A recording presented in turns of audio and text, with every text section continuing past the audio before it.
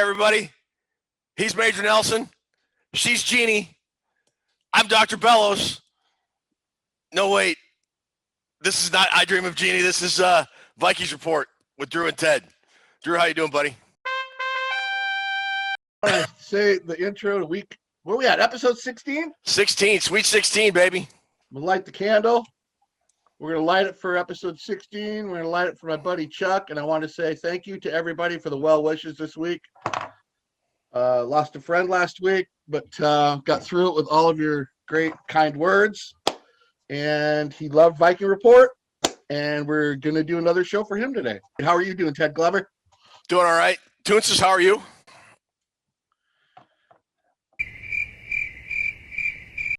Oh, sorry, I had to unmute myself. I already messed it up. So, messed up. There all we right. go. Great show. Thanks for coming, everybody. Well done, guys. We have Jeopardy round 2 today, and I'm totally stoked. I'm fired up about it. Yeah, it's gonna be a good time. We've got a really good show tonight. We've got viewer questions for Jeopardy trivia. We're gonna talk quarterback. Yes. We're gonna talk some Viking stuff for the O-line. But right now, what do you got for our I Dream of Jeannie TV show tribute, Drewster?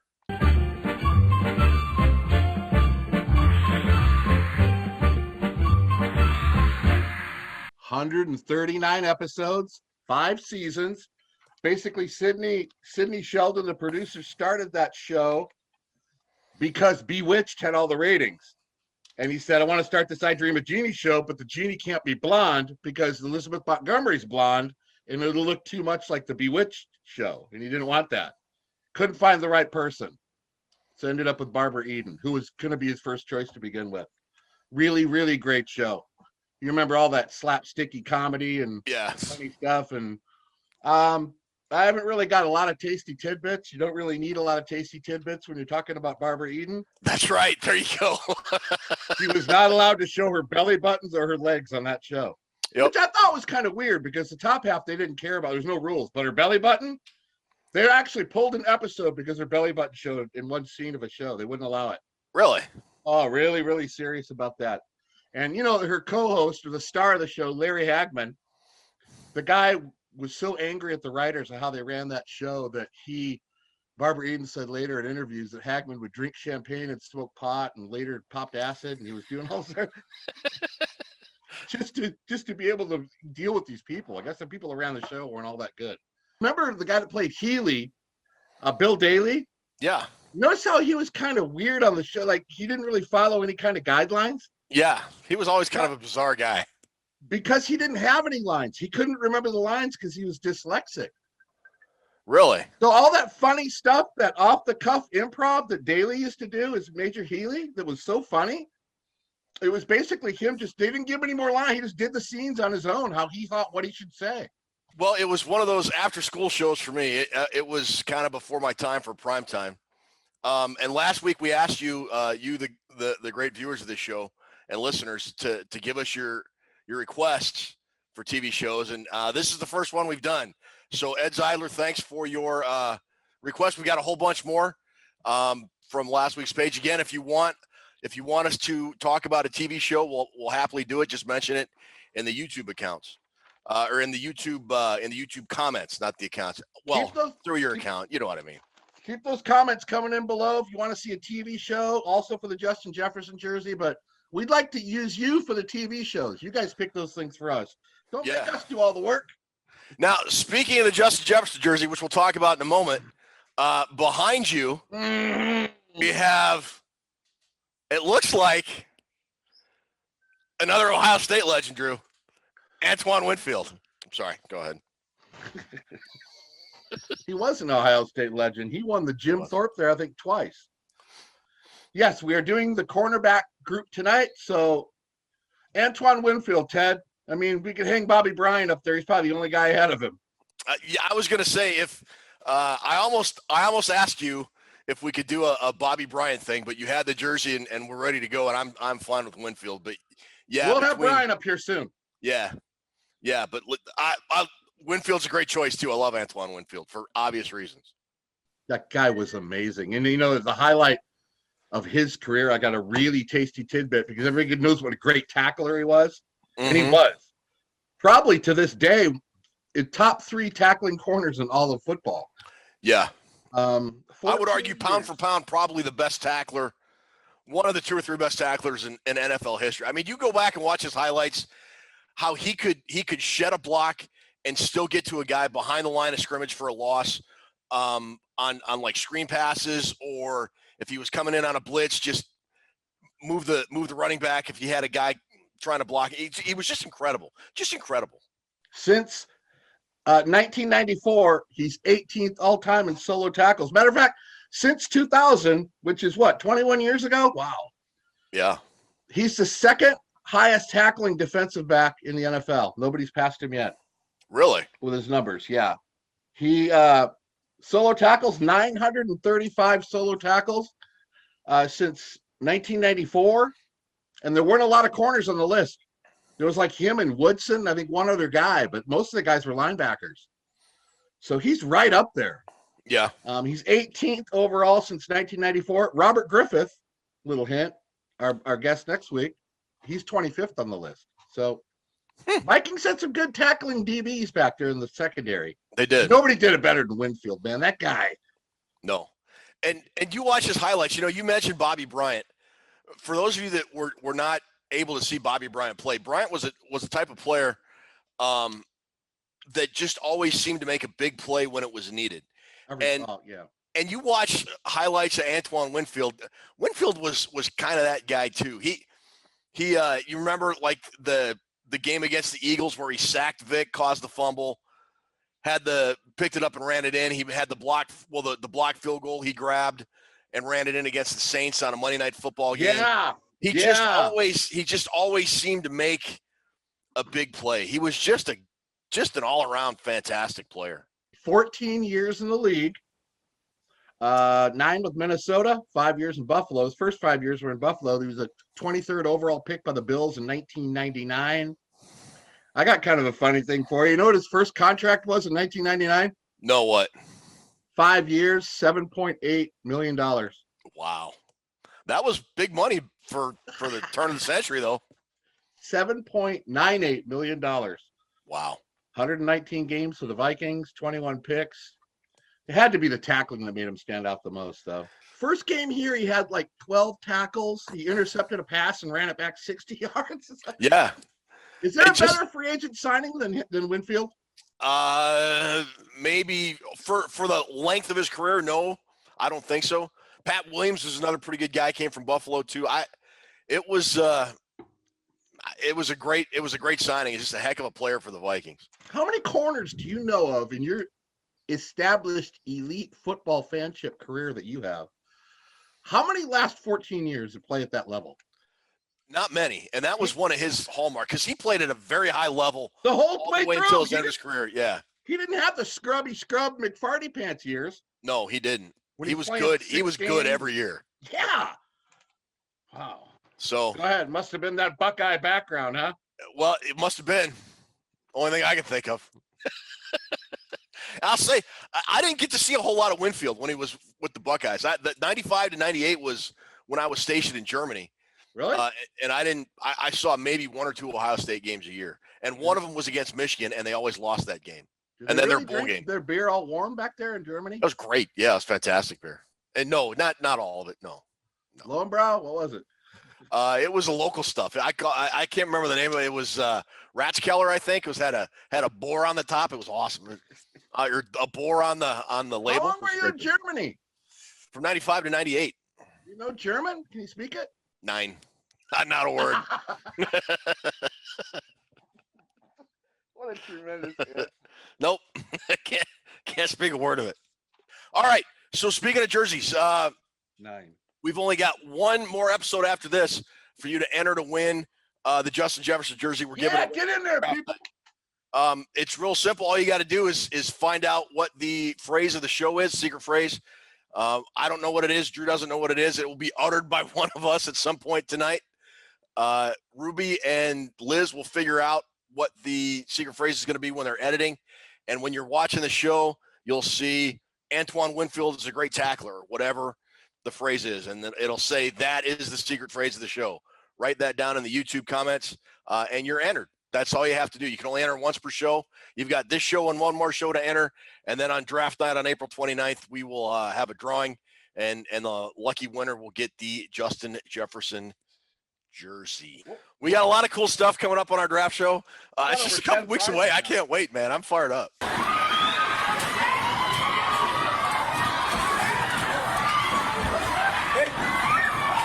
Yeah, it's going to be a fun night. Christopher Gates from Daily Norseman will be joining us for the evening. We'll have not only Jefferson jersey in the other prize Drew showed, but a couple other drawings as well. It'll be a fun time. We'll be talking football all night for the first round of the draft, and then other stupid stuff that just pops into our head because that's who we are. I would really not like to hear that. I got some stories. I got my Jimmy Clausen story, my John Matuzak story. You're gonna love the Jimmy Clausen story. Let's talk about. So we were going to talk about this last week, and then the Jeff Gladney stuff hit, and it seemed more relevant and appropriate to talk about that. But a couple weeks ago, the Vikings kind of feels like the Vikings are done or have been done with free agency, but they made another signing, and it was one Dakota Dozier. Mike Zimmer had a press conference, and somebody had asked him about replacing Riley Reif, and he sort of had some comments in general about the O-line. And this is verbatim about what Mike Zimmer said. He said, at this point, we've got Rashad Hill back, we've got Udo back, we got O'Neal, we got Cleveland, so we'll be able to take care of those situations. All those guys are good players, and so we'll continue to figure it out and go from there. Not assuring. Again, not reassured when that guy talks. And then he had that, and then Dakota Dozier re-signed. Why did they re-sign that guy, Ted? I don't know. I mean, and everybody who said, well, okay, they're just re-signing him for depth. Again, to your question, why? The fact that Dakota Dozier could see the field in any meaningful situation bothers me. It bothers me. The first thing when I seen it come through, my first overall thought, Ted Glover, was laziness. Speak to that some more, because you said that the day he got signed. What do you mean by laziness? You forgot ugly, lazy, and disrespectful. Shut up! You're not doing your due diligence if you can't find anybody better than that guy. You're just going, oh, we need a backup. Let's use him because he's already here. I think it reeks of sheer laziness. And it reeks of, as an offensive line positional coach, what are you saying?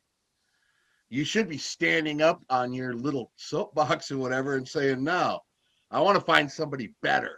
Remember? Get better. Better, yeah.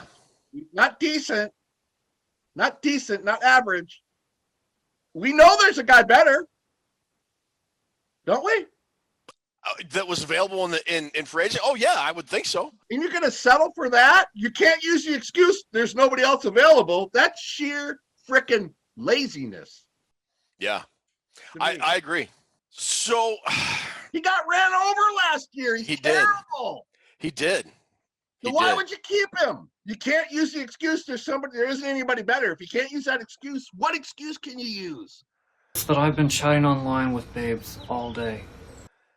Laziness. I couldn't agree with you more. I mean, it was just a lazy way to do business. And they could have gotten almost anybody besides Dakota Dozier. I mean, assuming Mason Cole is the penciled in guy projected to start at left guard, and let's just, for the sake of argument, say Ezra Cleveland is going to remain at right guard, that makes Dozier your kind of primary backup, isn't he? Isn't that terrifying? I'm kind of scared. More terrifying than Tajay Sharp being your number 3 wideout. I'm not Freddy Krueger entering my dreams kind of scared, but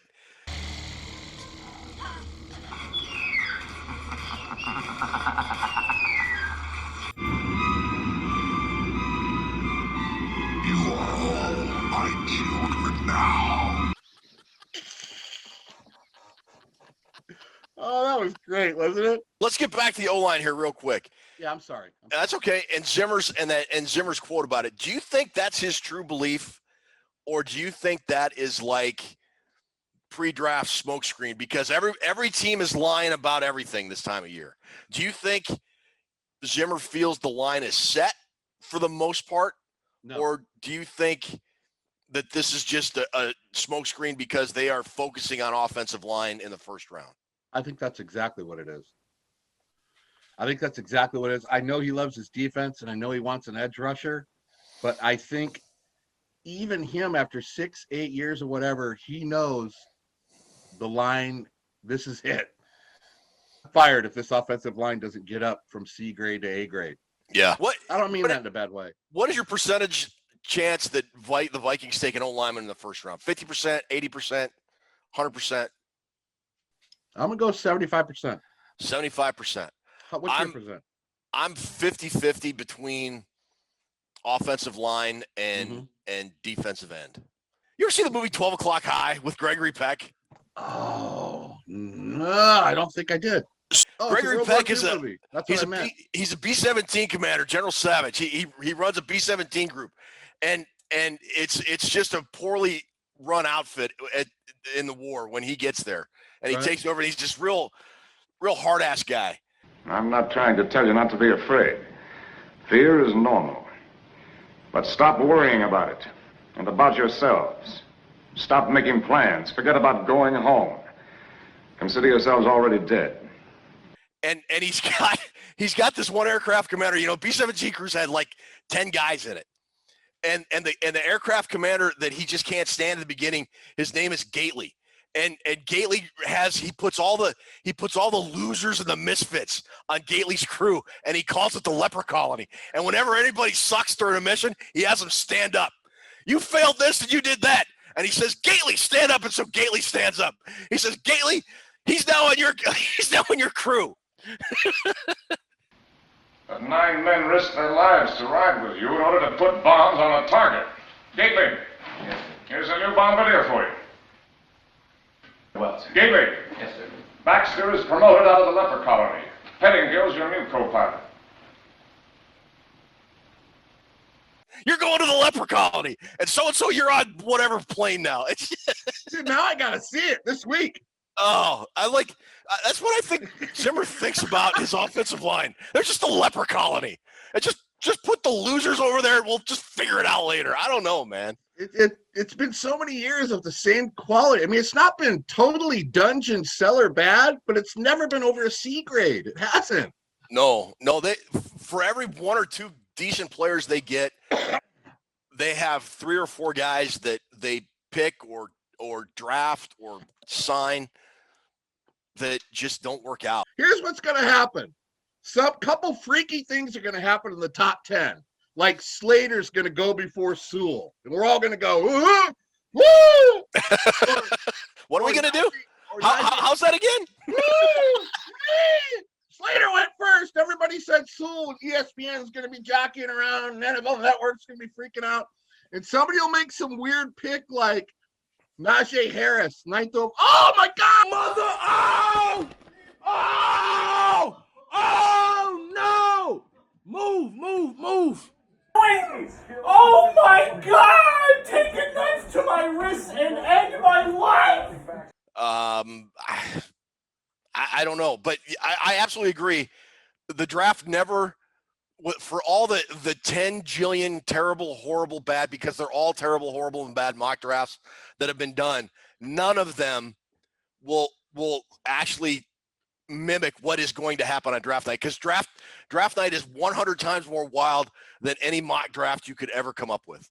And you're right, there's going to be some player that nobody thinks is a first round talent. It's going to get drafted in the top 5 or 10, like Daniel Jones for the Giants a couple years ago.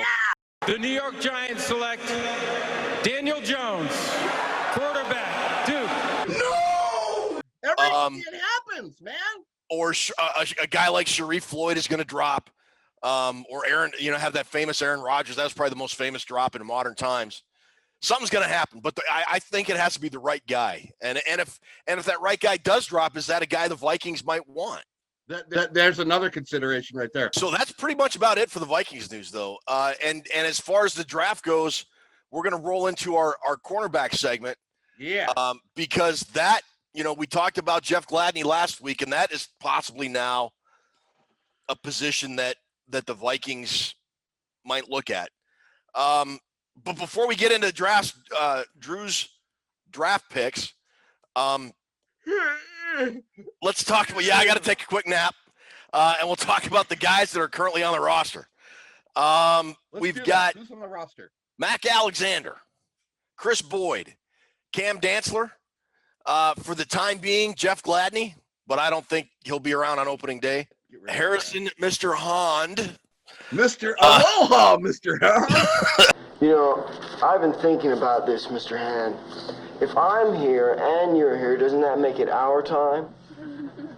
Certainly there's nothing wrong with a little feast on our time. Aloha, Harrison Hond. How are you? Mike Hughes, Dylan Mabin, and Patrick Peterson. Not all that shabby. I mean, there's some guys on there that can play. It's not terrible. If you figure Peterson and Cam Dantzler on the outside, and now Mac Alexander in your slot guys, you still have Chris Boyd. Mike Hughes is in there somewhere. I mean, I've heard reports that he's healthy. I've seen rumors that he might not be. So if Mike Hughes is healthy, that absolutely adds to the depth. The one thing about this group going into last season that we all said we were worried about was their inexperience, and that reared its head pretty early, and they were a bad group for about the first 6 games of the year. Right. So, but overall, I think it's an improved group. Do you? I think, well, a lot of it we talked about with that defensive end and the defensive line only having 23 sacks. Yeah. That certainly didn't work in the favor of the corners. The corners depend on that pressure to up their game a little bit. Yeah. And I think they suffered a lot from that, / inexperience, not knowing what's going on. And I think probably a lot of Zimmer's thought process and looking down all the available guys, he went, Patrick Peterson, that guy's seen a thing or two. Yeah. So we're going to bring him in and remedy that. Now, if they remedy, I'm not against taking a corner at 14. Really? They pelted us with rocks and garbage. If you have a strong Bud Grant can never have too many corners. Yeah. That's all I gotta say. You gonna question Bud Grant? You gonna question him? No. Nobody is. No. I wouldn't be opposed to going there if Surtain is there at 14 and you take him. I'm gonna do a happy dance. I'll be good with that. Now, before we get to Surtain and the rest of the cornerbacks, let's talk free agency really quick. Personally, I don't think they're signing another corner in free agency. I mean, they spent their money well, I thought, with Mac Alexander and Patrick Peterson.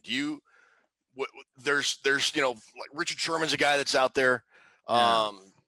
DJ Hayden, Josh Norman, Gary and Conley.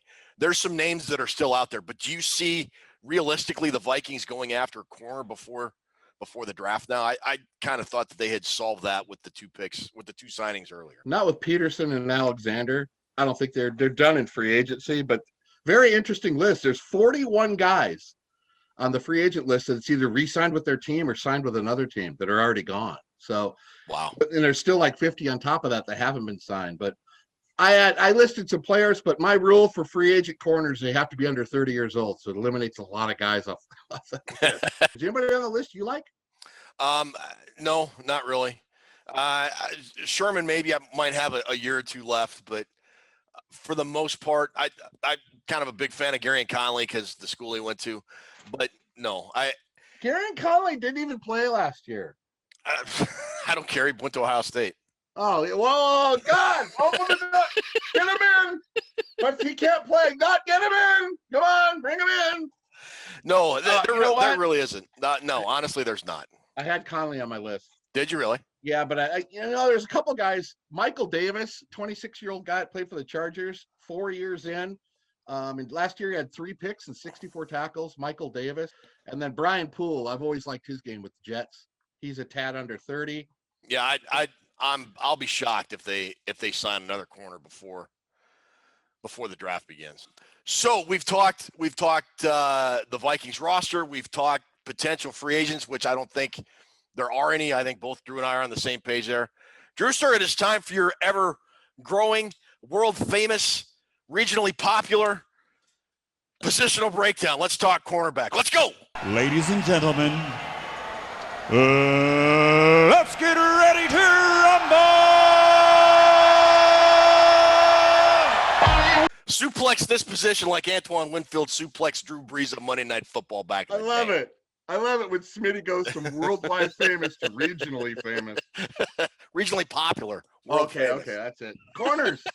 Going for my third straight year of all my corners getting drafted. Last year, every one of them on my board got drafted. The year previous, everyone got drafted, so we're trying to follow that up. We have an interesting, as we put up the board and look at my top 15 or our top 15, it's very, very interesting. It may not be match up to how other people have it, but I'm not here to match up with everybody else. I'm here to talk about Twitch and talk about. Well, then cut this feed right now. Right now. Cut it. That's talking it. About Twitch and turning that around. Is it. This is a absolutely loaded class of corners. Okay. Maybe able to get a guy in the third and fourth that has first round talent. And I got your Viking guy coming up, but the first I'm going to get to is the great Patrick Surtain. I loved watching this guy's tape.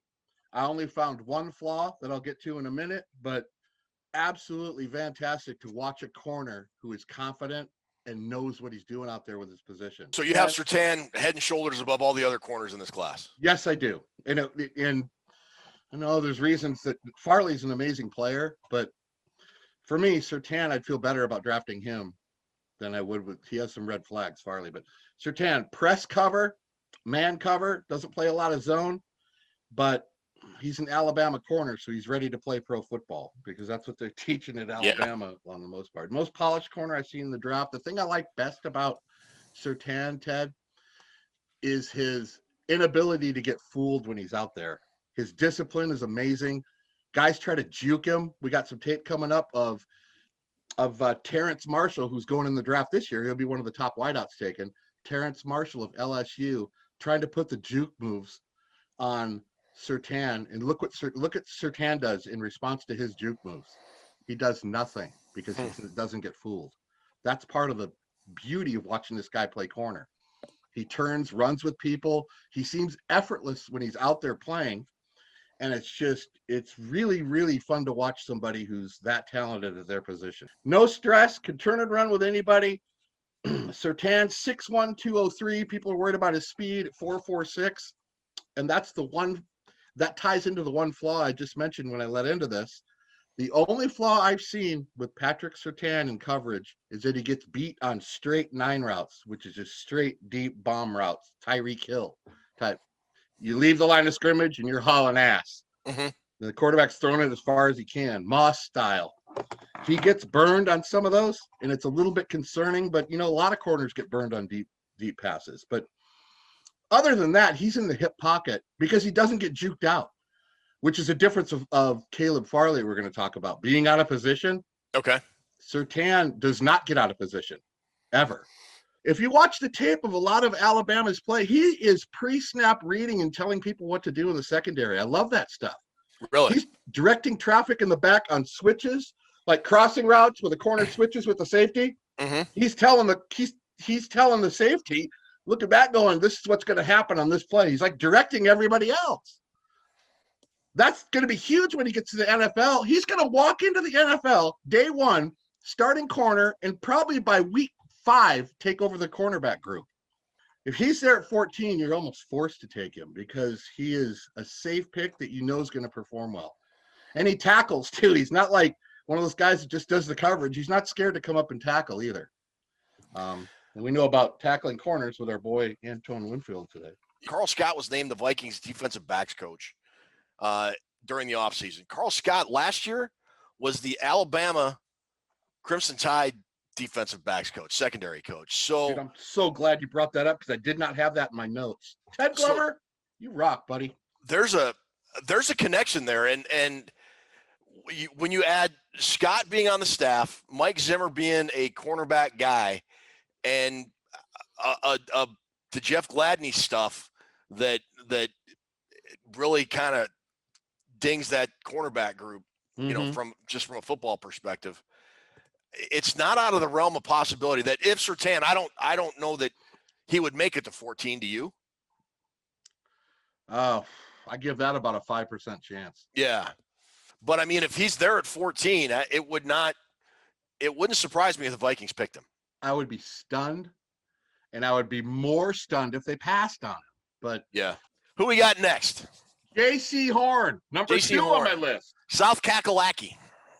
Surtain and Farley will be the first 2 corners taken, but I think Horn may end up being just as good as anybody in this draft. The top guy.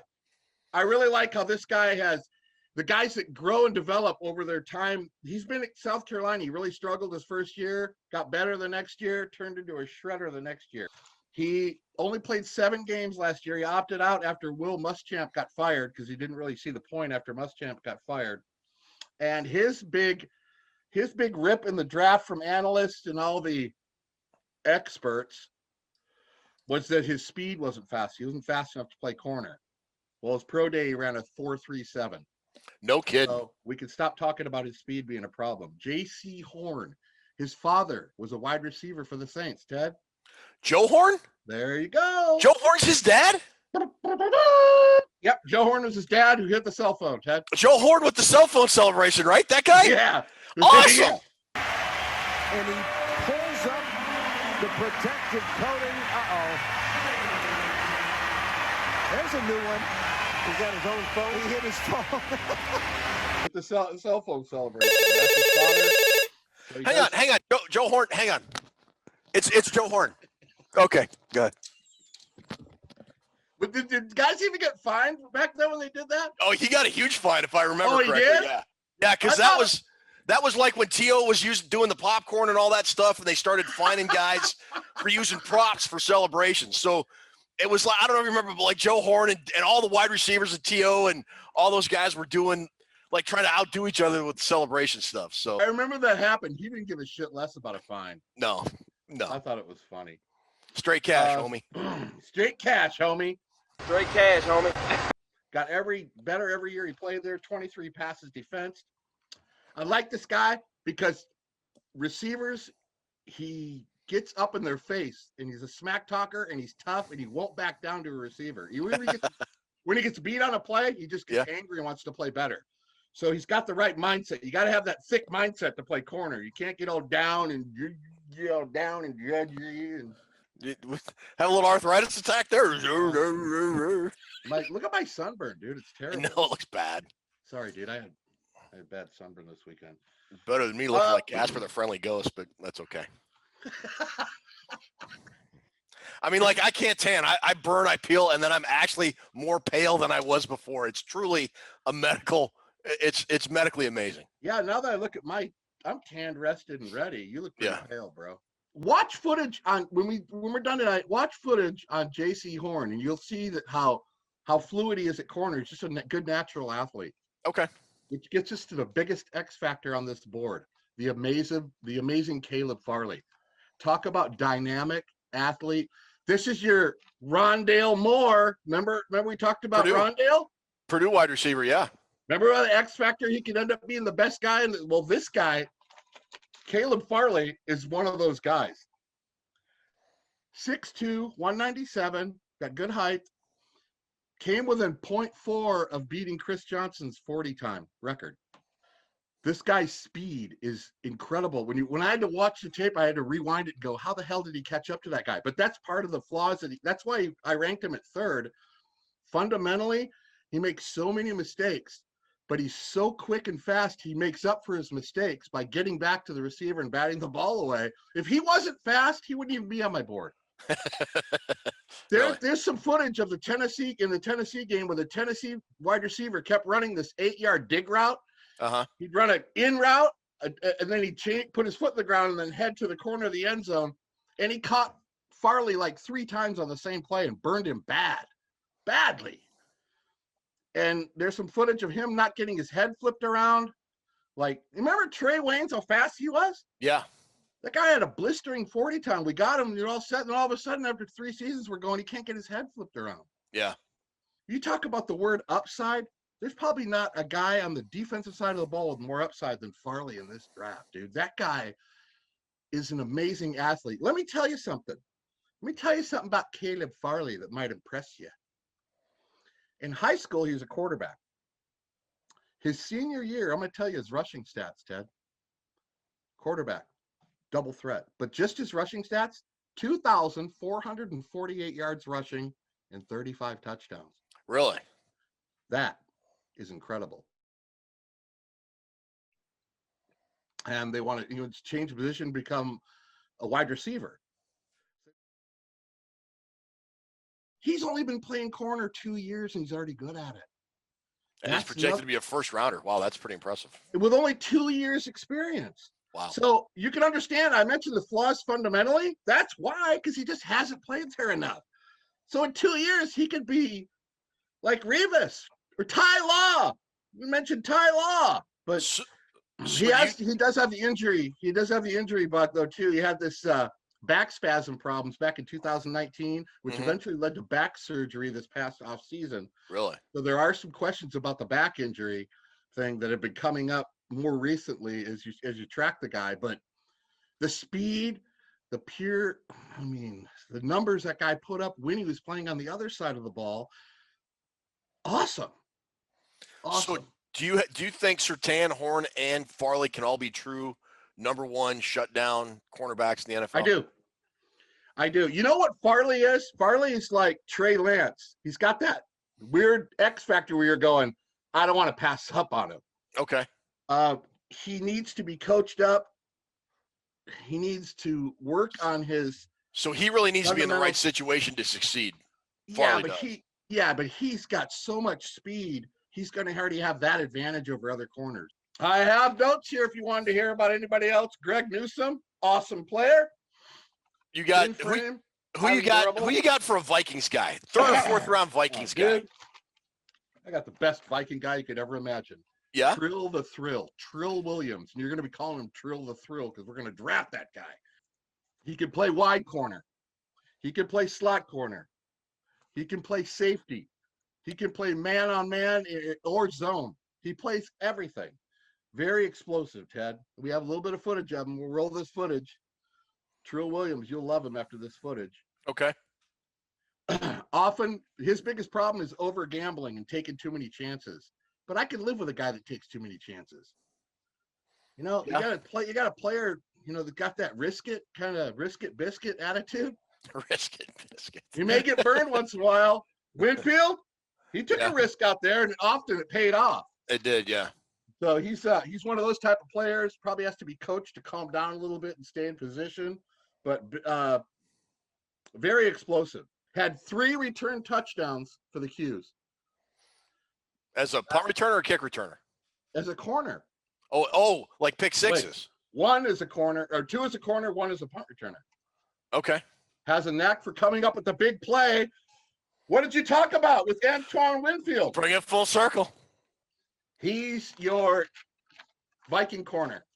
And you could get him later. He's probably a 3rd-day guy, so you can get him later, maybe 4th or 5th. He's not that popular. Because there's another Syracuse guy that's running him out of the building in terms of draft status, who was Melifonwu? Yeah, Melifonwu. He's like taking all the press.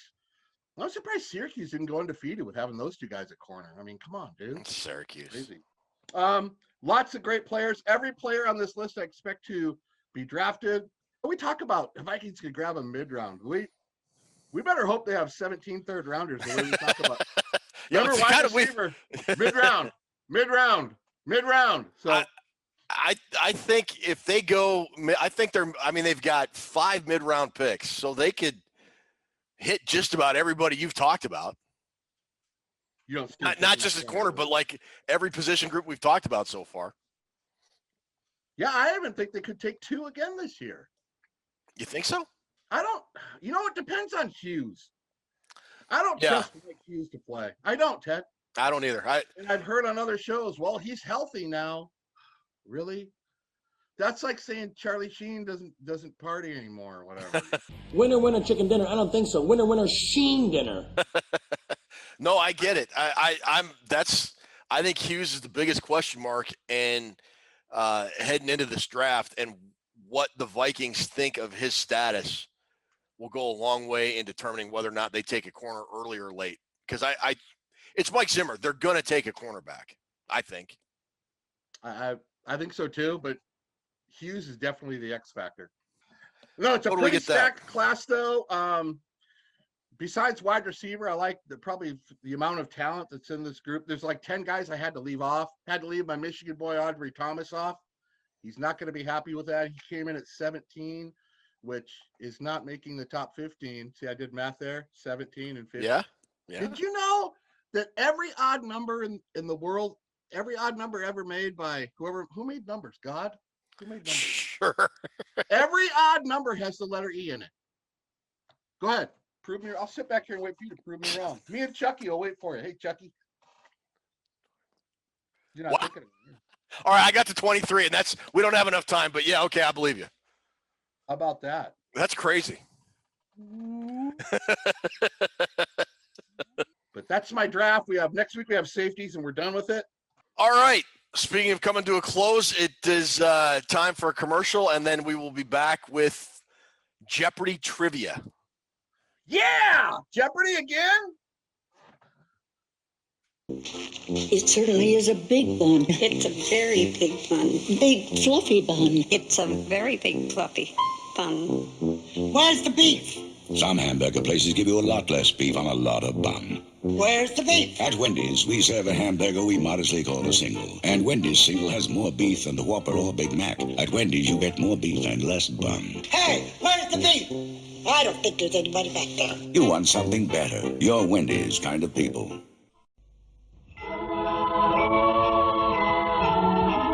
I'd like to buy the world a home, furnish it with love, grow apple trees, honey bees, and snow white turtle doves.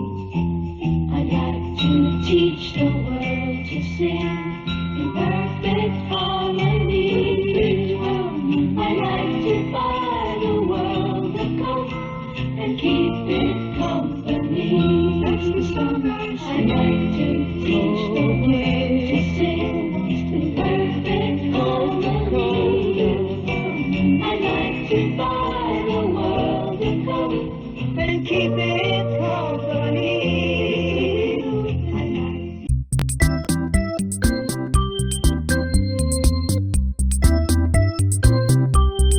Right, this week's categories are Viking draft picks.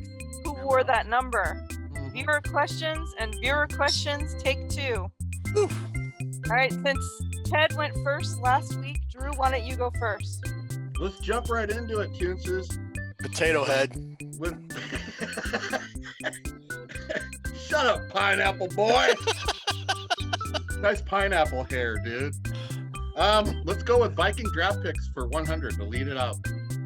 Okay, so in this category, you're going to see a year drafted, around, a school, and something else. Okay. Okay, I'm ready. And then we All name right. the player. Yes. I love this game. Here we go. Who's Ron Yeri? That is correct, Ted. 100. Vikings draft picks for 200. There you go. Who's Ed Marinero? Very good, I Ted. said Ed. All right. Your pick, Ted. You're getting mashed, Drew. All right. Can make vodka out of me. What are they making out of you? I'm sorry. Vikings draft picks for 300. I gotta dub that out. I'm getting this one. Sammy White. It's not. 91. Oh. Who is Jake Reed? Yes. That is correct. Drew, you wouldn't have gotten it anyways because you seem to refuse to put it in the form of a question. You know, Tunces, I've gotten to this age, I do things by my own rules. Maybe that's because Drew is baked. It's the. He's been baked like a potato for most of his life. If that's not the secret phrase, I'm quitting Vikings report. All right, Vikings draft picks for 400. Let's do All it. right. Who was Everson Griffin? Very good. And let's close this category out.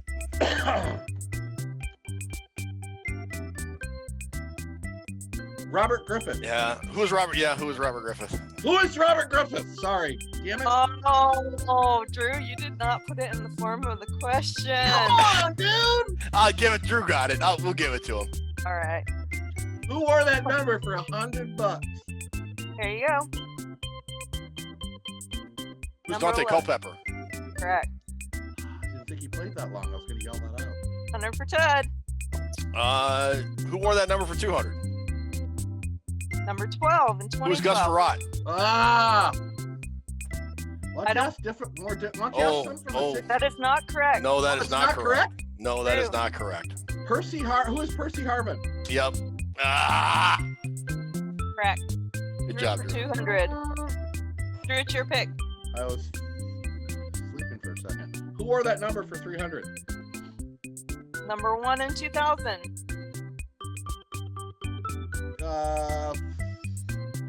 Who's Gary Anderson? Yes. Job. 300 for Ted. Who wore that number for 4? Good job, Ted. Number 11 in 2016. Who was Laquan Treadwell? Pre-stump would also have been an acceptable answer.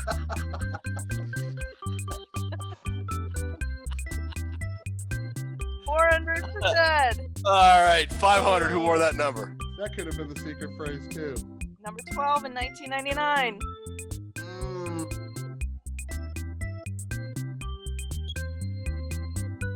Kelly Campbell. Incorrect. I don't know. Matthew Hatchett. Dante Culpepper, remember he Oh, wore that's Oh, that's two right. different He did numbers. wear, yeah. I got that football card of him wearing 12. I wonder if it's worth anything. I'm getting dusted here. Come on, Drew. All right, Ted, it's your turn. Viewer questions, take 2 for $100. All right, Motley Crue bassist Nikki Sixx's mother once dated this former Vikings player. I dated all the Viking players. That's terrible. You're looking for just one, Drew. Nikki Sixx. Nikki Sixx's mom dated, 5 seconds. I'm going to say Jack Del Rio. I don't know. It was Carl Eller. Shut the front door. That was Really? a Tony Bell question, so that's why it was so hard. That's a damn good question. Thanks, Tony Bell. That's not a $100 level question, by the way. That's like a $10,000 level question. That's Take 2 for $200. The Vikings' 2018 season marked this many years under Ziggy Wilf. What is 14? 9. What is 9? What is 14? Neither of you were correct. 13 years. Thank you, Mary Fisk. All right, Ted. Viewer questions, take 2 for 300. This Viking holds the team single season passing yards. Who is Warren Moon? Who is Dante Culpepper? Drew. Oh. 300. Oh. Good job, Drew. Closing the gap. All right, Drew, your pick. Closing the gap. This is Drewster. Same category. I can't see the numbers. 400. Red McCombs purchased the Vikings in '98 for less than $250 million. He sold the Vikings 7 years later for this amount. What is $2 billion? Ted, do you have a guess? What was, I want to say 750 million. Oh, close. 600. And if you got it right, you would have had to say it in the voice of Dr. Evil. $6 million. All right, Ted. $500. Oh, wait, Questions, I'm take sorry, 2. it was Drew, but Oh, Drew, yeah. Go 500. Let's do it. all right. This team handed Vince Lombardi his last postseason loss. This is a non-Viking question. Who are the Washington Redskins? Incorrect. Ted, do you have a guess? Who are the Baltimore Colts? The Cardinals. Cardinals. Thank you, Good Mary question. Fisk. Thanks, Mary. Mary Fisk always has great questions. All right. I gotta sweep this category. It looks like Drew? your questions for. We're gonna go backwards. Let's take 500 first. All right. This Viking shares the same name as a popular foul-mouthed superhero.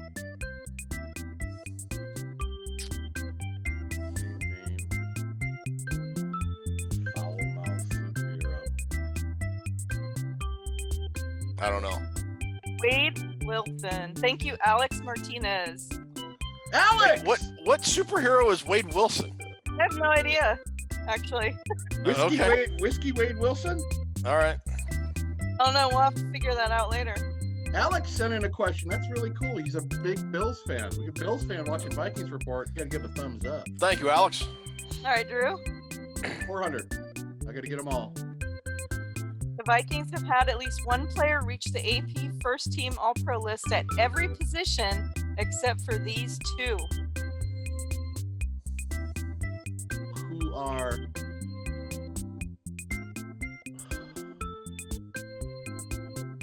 What is it who are or what is? What is safety? Punter and kicker? What is safety and punter? I think you guys were 50% correct. Oh. Tight end and punter. Tight end, yeah. Never had an all-pro tight end? Okay, 300. I gotta get one of these. Come on, Drew. In 1998, these two Vikings with the same last name made the Pro Bowl. The Vikings did it again in 2006 with these two players, but this time they made the Pro Bowl together 3 consecutive years. Smith? Who is Smith? You're going to name 2 sets of players. Oh.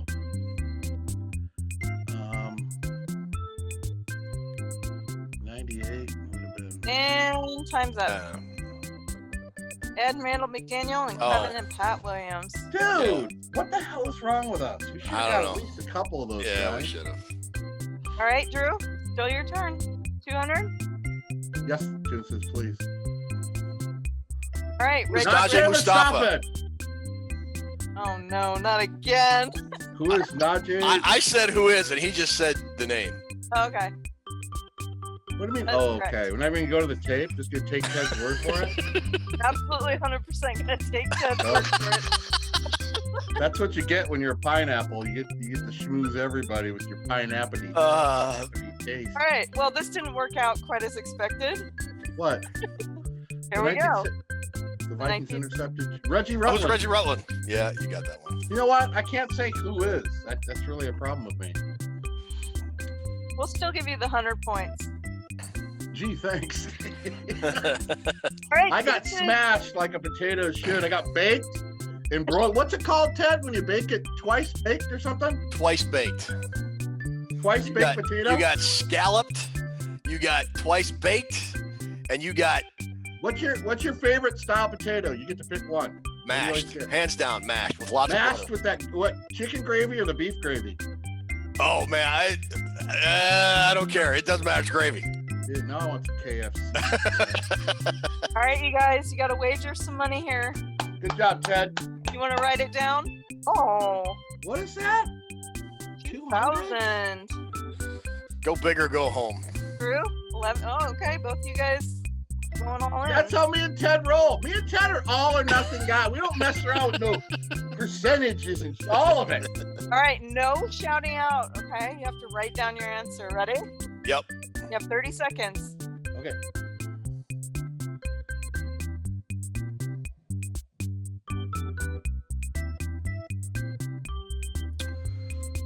Okay. All right. Time is up. Drew, do you have your answer ready? All right, Drew's answer is, who is Nikki Six? Christ's sake. Ted's answer is, who is Robert Smith and Carl Eller? You both Dude, that was like did impossible. not get it. Yeah, who's the answer? Matt Burke and Steve Jordan. Steve Jordan never made All-Pro? Come Not on, man. not first team All-Pro, I guess. Yeah. Well, it's Final Jeopardy. Did you want it to be easy? Well, yeah. You like Ted and Drew? We like everything easy. Look at my potato. My giant potato head looking. I got to say that pineapple has hair about as accurate as I do in real life. So thanks, I can play Toots. this every week, Ted. Yeah, I could too. All right, Job, I think that about does it. Again, Oh. everybody who's watching and subscribing and sending us comments about TV shows and the phrase of the show in the YouTube comments, I can't tell you how much I appreciate it. Try and get in there and at least give a thumbs up or a quick reply to everybody. But if we don't get it, if we don't get to you, that doesn't mean we don't see the comment. We don't appreciate it. We really do. We're over 2,800 subscribers on YouTube. I really, really appreciate everybody's support and all this. And we'll try to do better the next time. Drew, take us home. Thank you for everybody who's watching our show. Again, thanks to everybody for the kind words in the comment section last week to help me through my tough week. It was a real tough one, but all the comments, along with Toonces helping me and Ted Glover being there for support, all the kind words has made it a lot easier. We're getting close to that draft show, everybody. Things are rolling right along. And Ted, say goodnight, Ted. Good night, Ted. Da da da da da da da da da da da da da da da da.